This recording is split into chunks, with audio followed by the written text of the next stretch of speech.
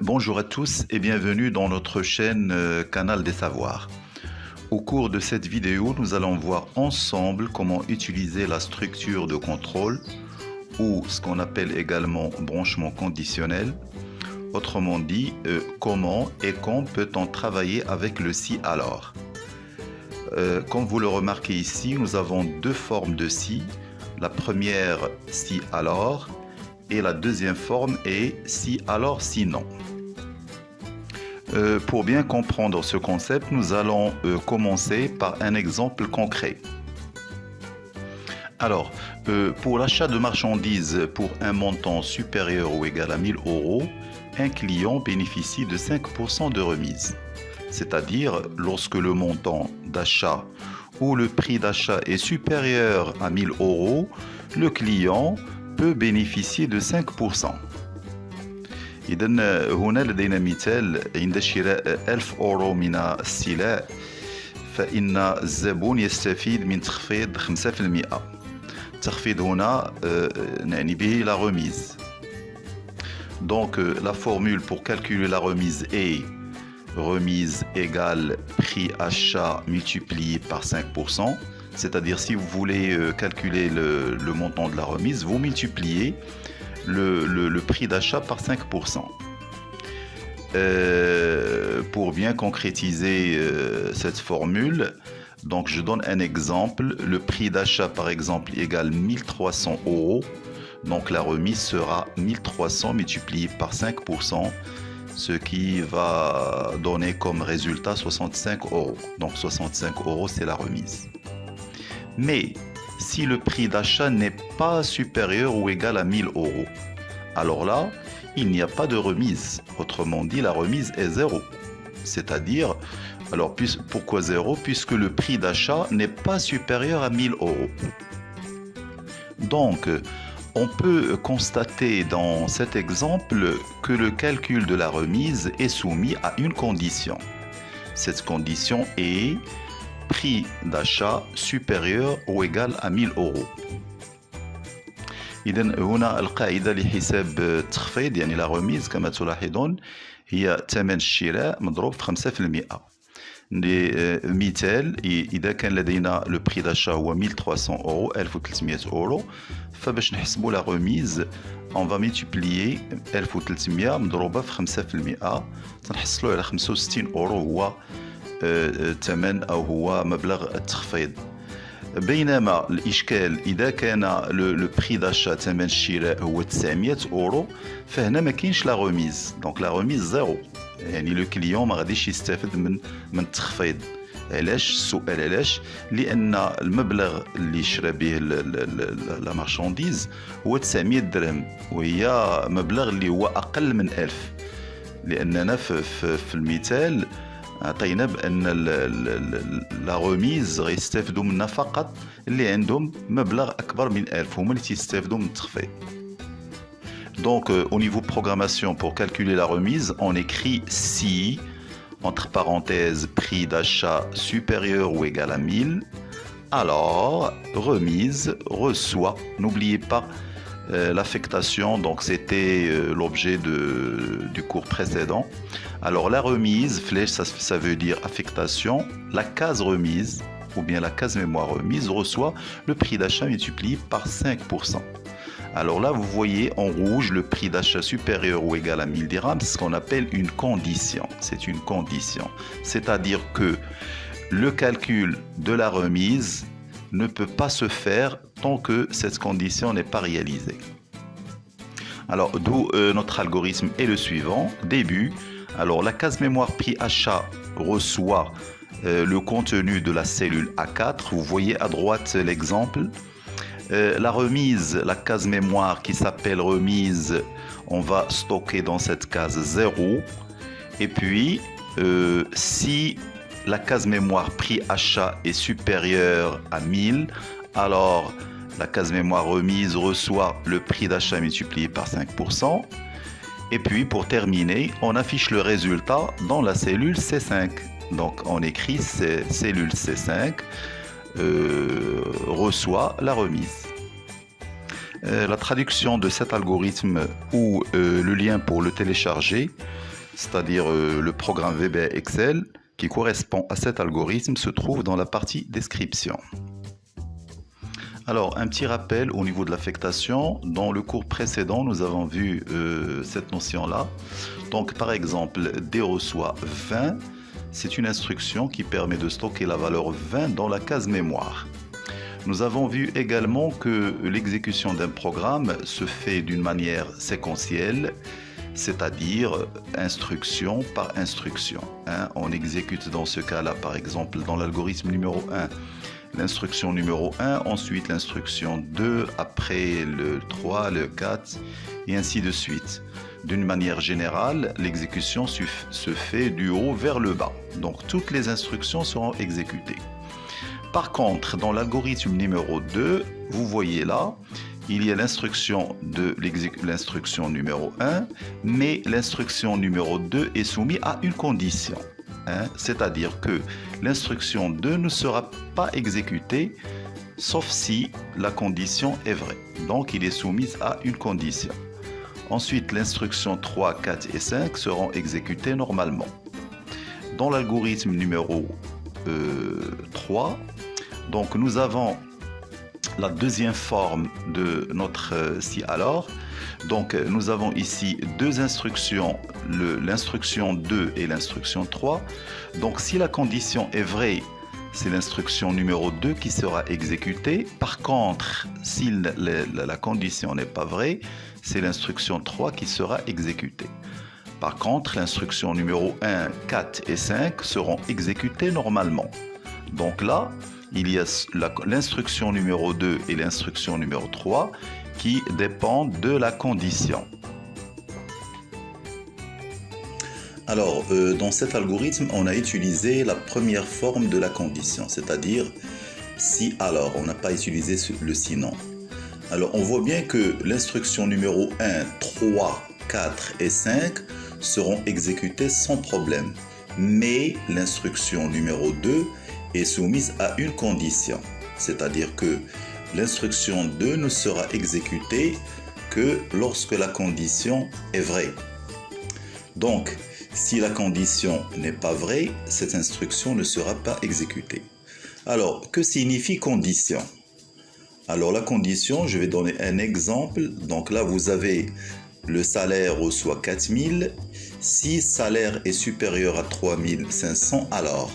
Donc la condition ici, c'est le salaire est supérieur à 3500. Alors, est-ce que cette condition est vraie ou fausse? Alors, nous avons salaire égale 4000. 4000 supérieur à 3500 est vrai. Donc, c'est une condition vraie. Donc, je donne un deuxième exemple. Lorsque le salaire reçoit 2500, la condition est si salaire est supérieur à 3500, est-ce que cette condition est vraie ou non? Donc là, 2500 supérieur à 3500 n'est pas vrai. Donc, c'est une condition fausse. Donc, ce qu'on peut retenir dans cet exemple-là, c'est que l'instruction numéro 2 ne sera exécutée que lorsque la condition est vraie. S'il n'est pas vrai, il ne sera pas exécuté. Alors, dans l'exemple suivant, nous avons utilisé la deuxième forme de si, c'est-à-dire si, alors, si, non. Alors, pour les instructions numéro 1, 4 et 5, ils seront exécutés sans problème. Par contre, l'instruction numéro 2 et 3 dépendent de la condition. C'est-à-dire, si la condition est vraie, l'instruction 2 sera exécutée. Si la condition est fausse, c'est l'instruction 3 qui sera exécutée. Alors, pour bien comprendre cette deuxième forme de si, je vais donner un exemple. Donc, nous avons moyenne reçoit 12. Si la moyenne est supérieure ou égale à 12, alors la cellule B3 reçoit admis. Sinon, la cellule B3 reçoit non admis. Alors là, vous voyez qu'on a une condition, c'est moyenne supérieure ou égale à 10. Si cette condition est vraie, donc dans la cellule B3, on aura le message admis. S'il n'est pas vrai, on aura dans cette case B3 non admis. Alors la condition là Est-ce qu'il est vrai ou faux? Donc nous avons 12 supérieur ou égal à 10. Donc c'est une condition vraie. Donc la cellule B3 reçoit admis. L'exemple numéro 2. Donc cette fois-ci, nous avons la moyenne, c'est-à-dire la case moyenne reçoit 0,8. Si la moyenne est supérieure ou égale à 10, B3 admis. Sinon, la cellule B3 reçoit non admis. Alors là, est-ce que la question, est-ce que la condition est vraie ou fausse? Alors là, nous avons moyenne, c'est-à-dire 8 supérieur ou égal à 10. Donc ça, c'est une condition fausse. Alors automatiquement, B3 reçoit non admis.